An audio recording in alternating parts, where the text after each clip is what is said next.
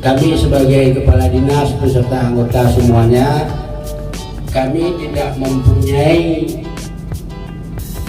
target sebenarnya untuk mendapatkan juara 1. Itu kan bus yang berangkat ke Banda Aceh membawa peserta juga 3, sehingga entah apa yang terjadi sehingga kami juga mendapat juara 3.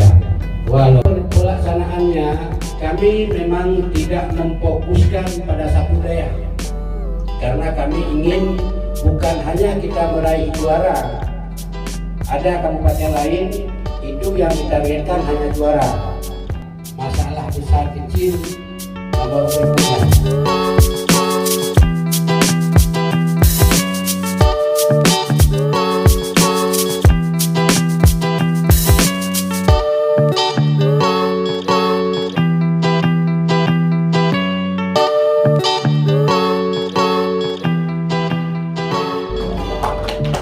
Maka dalam hal ini yang perlu Bapak sampaikan kepada kalian, kita semua khususnya bagi kalian,